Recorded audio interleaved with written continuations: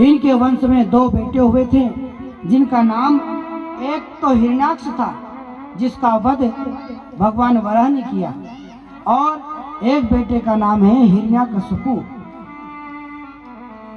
हिरण्यकशिपु की पत्नी का नाम कयादु, और कयादु के गर्भ में एक बालक है।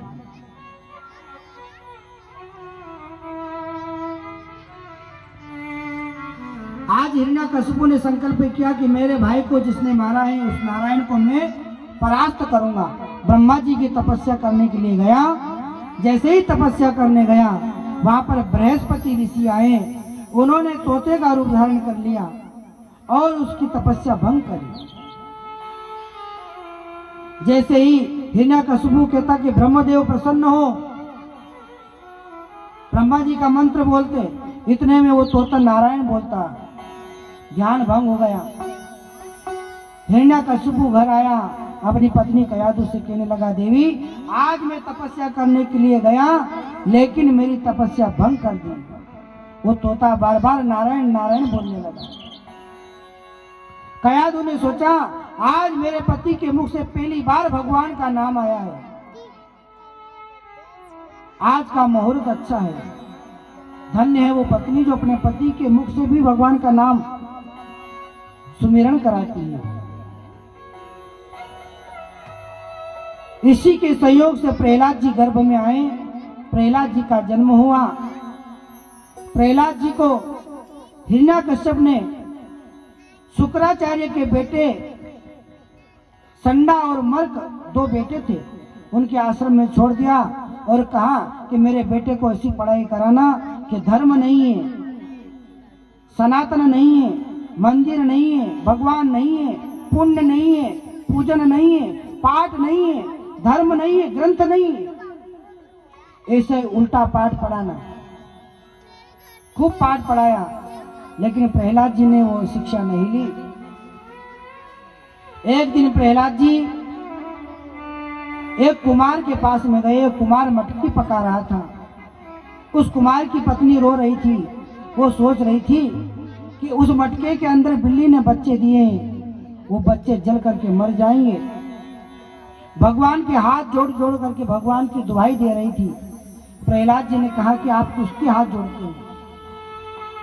बेटा, मैं भगवान के हाथ जोड़ती हूँ, भगवान से प्रार्थना करती हूँ, क्योंकि ये कच्चे मटके हैं और कच्चे मटके में बिल्ली ने बच्चे दिए थे और मेरे पति ने इसमें आग लगा दी है।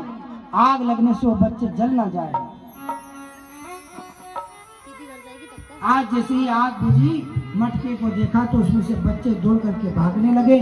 प्रहलाद जी को विश्वास हो गया कि मेरा भगवान 4 हाथ वाला है, वो चतुर्भुज नारायण है। कलयुग का जीव भगवान को नहीं मानता। क्यों? क्योंकि इसको चमत्कार प्रिय है। जो चमत्कार बताता है उसके पीछे पीछे लोग दौड़ने लगते हैं। क्या भगवान का चमत्कार आपको नहीं दिखता?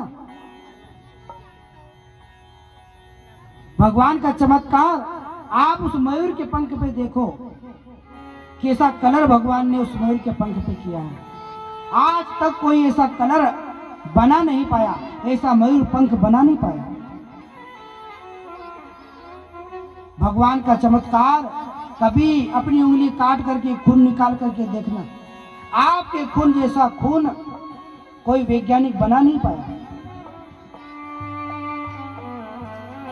समुद्र का पानी खारा, समुद्र के किनारे नारियल का पेड़, नारियल के अंदर मीठा पानी किसने भरा? भगवान ने भरा है। इतने सारे चमत्कार भगवान बताते हैं। 9 महीने का जीव मां के पेट में पड़ा रहता है बिना खाए पिए। पैदा होते से रोता है तो मां कहती है दूध पिलाऊं, इसको बिस्किट खिलाऊं, इसको ही खिलाऊं। अरे ये पेट में पड़ा था तो किसने खिलाया? ये चमत्कार हमको नहीं दिखता है। कोई जादू टोना करने वाला हमारे पास आता है, वो हमको चमत्कार दिखा करके लूट जाता है। वो चमत्कार अच्छा लगता है, भगवान का चमत्कार नहीं दिखता। अजगर करे न चाकरी, पंछी करे न काम, दास मलुका कह गए सबके दाता राम। अजगर की चाकरी कौन करे, लेकिन अजगर को भी भगवान उसके भोजन की व्यवस्था करते हैं। पंछी करे ना काम, पंछी की व्यवस्था भगवान करते हैं। हाथी को मण, चींटी को कण की व्यवस्था कौन करता है, भगवान करते हैं। लेकिन साधारण मनुष्य जब तक चमत्कार नहीं देखे, जब तक नमस्कार नहीं करता है, क्योंकि उसको ब्रह्म से उसका संबंध नहीं हुआ। जिसका संबंध ब्रह्म से हो जाता है उसको चमत्कार नहीं चाहिए, उसको भगवान चाहिए। आज प्रहलाद जी को विश्वास हुआ, हिरण्यकशिपु ने बहुत प्रयास किया, हाथी के नीचे डाला, जहरीले सर्पों के साथ पटका, जहर पिलाया, लेकिन प्रहलाद का अंत नहीं हुआ। पहाड़ से नीचे गिराया, भगवान ने झेल लिया। एक दिन क्या हुआ कि हिरण्यकशिपु की बहन, जिसका नाम होलिका, उसको भगवान ब्रह्मा जी का वरदान था, उसके पास ऐसी चुनर थी, उसको ओढ़ करके बैठ जाए तो उसको अग्नि लगती नहीं थी। उसने कहा भैया मुझे बताओ मुझे क्या करना है। हिरण्यकशिपु ने कहा ये मेरा बेटा प्रहलाद है, इसको गोद में बिठा करके अग्नि स्नान कर, ये जल जाएगा तू बच जाएगी। आज पूरे राज्य के लोगों ने लकड़ी इकट्ठी करी, चिता बनाई, उसके ऊपर होलिका बैठी, गोद में प्रहलाद को बिठाया, आग लगाई, आग जलने लगी, इतनी आग जलने लगी, हवा चलने लगी। हवा चलते चलते इतनी तेज हवा चली कि होलिका की चुनर उड़ गई और उड़ करके प्रहलाद जी के आसपास हो गई।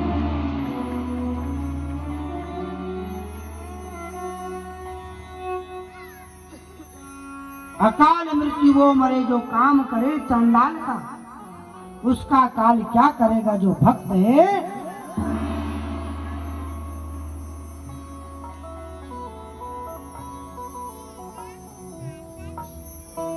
बाल न बांका कर सके जो जग बेरी हो। जिसके साथ भगवान, उसका बाल बांका कौन करे साहब। होलिका जलने लगी, होलिका चिल्लाने लगी बचाओ बचाओ बचाओ। सब लोगों ने सोचा इस सब के बच्चे खाती फिरती है, अगर ये आज बच गई तो ये और बच्चों को खाएगी, इसलिए इसकी आवाज हिरण्यकश्यप तक जाने मत दो। क्या करें, ये जोर जोर से चिल्लाओ होली है होली है होली है। सब लोग उसी चिता की राख लेकर के उड़ाने लगे और कहने लगे होली है होली है होली है। फागुन मास की पूर्णिमा की तिथि उस दिन होली मनाई गई, इसीलिए इस त्योहार का नाम होलिका हो। हिरण्यकशिपु ने पूछा कि क्यों, प्रहलाद का राखोड़ा बन गया होगा अभी तक। तो सैनिकों ने कहा कि प्रहलाद को तो नहीं बना, पर तुम्हारी बहन को राखोड़ो बनी गई, अब गोरनी की तैयारी करो। जिसके साथ भगवान उसको कौन मार सकता है साहब। आज हिरण्यकशिपु को क्रोध आया, मेरी बहन को भी खा गया पापी, तू मेरा बेटा है कि मेरा पाप है, आज मैं तुझे छोड़ूंगा नहीं। आज प्रहलाद के पीछे हिरण्यकशिपु दौड़ने लगा, राजमहल में कहने लगा बता बता तेरा भगवान कहाँ छिपा है, आज तेरे भगवान को मैं मारूंगा। प्रहलाद कहने लगा पिताजी मेरा भगवान को आप क्यों ढूंढते हैं, जले विष्णु थले विष्णु, विष्णु पर्वत मस्तके, भगवान कहाँ नहीं है। मेरे भगवान उस भिलनी के बेर में, मेरे भगवान सुदामा के चावल में, मेरे भगवान विदुरानी के केले में छिपे हैं, ढूंढो मेरे भगवान कहाँ हैं। पिताजी मेरे भगवान आप में भी है, मुझ में भी है। हिरण्यकश्यप कहने लगा बता तेरा भगवान अभी कहाँ है। तलवार खोली, दौड़ने लगा प्रहलाद के पीछे। छोटा बच्चा डर गया, डरते डरते खंबे को पकड़ लिया और रोने लगा, मुझे बचाओ, ये मुझे मार देगा, ये मेरा बाप मुझे मार देगा। उस खंबे के अंदर से आवाज आने लगी, गुरुर गुरुर गुरुर गुरुर गुरुर गुरुर से आवाज आने लगी। प्रहलाद को भरोसा हो गया, मेरे भगवान इस खंबे के अंदर आ गए। पिताजी, मेरे भगवान इस खंबे में है। आप मेरे भगवान को ढूंढते हो पिताजी? मेरे भगवान इस खंबे में बैठ गए हैं, आओ मैं तुमको भगवान से मिलाता हूँ। आज हिरण्यकश्यप दौड़ने लगा, हाथ में तलवार और गदा उठा करके जोर से खंबे के ऊपर प्रहार किया है। उसमें से नरसिंह भगवान प्रकट हो गए। बोले नरसिंह भगवान की। आज नरसिंह भगवान प्रकट हो गए। मेरे प्रहलाद को किसने सताया है, आज मैं उसे छोड़ूंगा नहीं। अरे पापी, तूने इस छोटे बच्चे पर इतना पाप किया।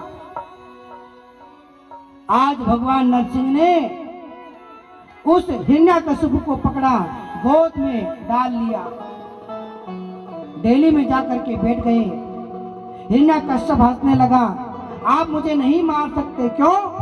क्योंकि मुझे वरदान मिला है, मैं ना नर से मरूंगा ना नारायण से मरूंगा। भगवान ने कहा, बता मैं नर हूं कि नारायण हूं? पैर से माथे तक देखा हिरण्यकश्यप ने, रोंगटे खड़े हो गए, कहने लगे, बाप जी आप तो ना भगवान हो, ना नर हो, ना नारायण हो, शरीर नर का और माथे पे सिंह का मुंह लगा करके आए हो, आप तो नरसिंह हो। मैं शस्त्र से भी नहीं मरूंगा। तो भगवान ने अपने नाखून बताए कि देख, मुझे शस्त्र की जरूरत भी नहीं है, मैं दिन में नहीं मरूंगा, रात में नहीं मरूंगा। बता, अभी दिन है कि रात है, सायंकाल है। मैं घर में नहीं मरूंगा, बाहर नहीं मरूंगा।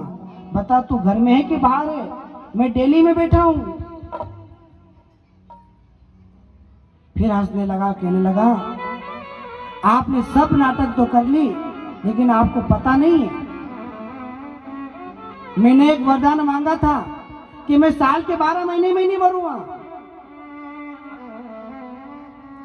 भगवान ने कहा, पंचांग खोल के देख, साल का 12 महीना खत्म हो गया, ये 13वां महीना है, इसको नाम है अधिक मास। हिरण्यकश्यप ने माथो ठोकी, भलो है बामन, उनको 1 महीना कदे पड़ी लो, मालूम ही नहीं पड़ा। अब तो मरना निश्चित है। भगवान कहने लगे, तूने मेरे भक्त को बहुत सताया है।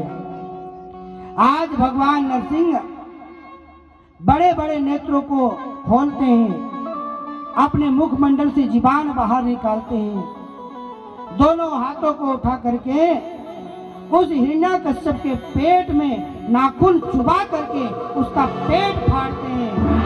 पेट फाड़ करके उसकी समस्त नसों को अपने गले में लेते हैं। नरसिंह भगवान कहते हैं, मैं नरसिंह हूं, मैं कभी भी मेरे भक्तों का अपमान नहीं सहता। आज भगवान क्रोध करने लगे, सभी देवता पूजा करने लगे, लेकिन भगवान नरसिंह इतनी जोर से दहाड़ मारे, सब भागने लगे। लक्ष्मी जी को बुलाया, लक्ष्मी जी आरती करने लगी, जोर से भगवान ने दहाड़ मारी, लक्ष्मी जी के हाथ में से थाली छूट गई। ऐसी लक्ष्मी भागी कि वैकुंठ में जाके खड़ी रही। सुखदेव जी कहते हैं, परीक्षित भगवान ऐसी लीला क्यों करते हैं? क्योंकि लक्ष्मी जी को भगवान ने डराया। क्यों? एक बार वैकुंठ में लक्ष्मी जी नारायण के पांव दबा रही थी। भगवान ने कहा, थोड़ी धीरे दबा, तो हाथ उठा करके धीरे दबाने लगी। भगवान ने कहा, थोड़े और धीरे दबा, तो हाथ उठा करके छाया से पांव दबाने लगी, छाया से। भगवान ने कहा, मुझे दर्द हो रहा है, थोड़ा धीरे दबा।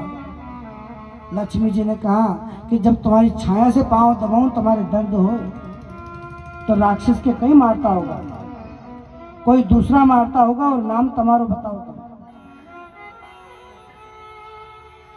भगवान ने कहा कि राक्षस को मैं ही मारता हूं, लेकिन मैं जब शांताकारम नहीं रहता, शांताकारम नहीं, मैं नरसिंह बन जाता हूँ, मैं नर के साथ में सिंह भी बन जाता हूँ। इसलिए भगवान ने लीला करी। आज प्रहलाद को गोद में लेकर के नरसिंह भगवान अपनी जीवान से उसको चाटने लगे। प्रहलाद को जैसे गाय नई बच्चे को जनती है, अपने बच्चे को चाटती है, ऐसे ही नरसिंह भगवान प्रहलाद को लाड़ करते हैं। आज इस नरसिंह भगवान की कथा प्रहलाद जी के साथ में कथा को हम यही विराम करेंगे।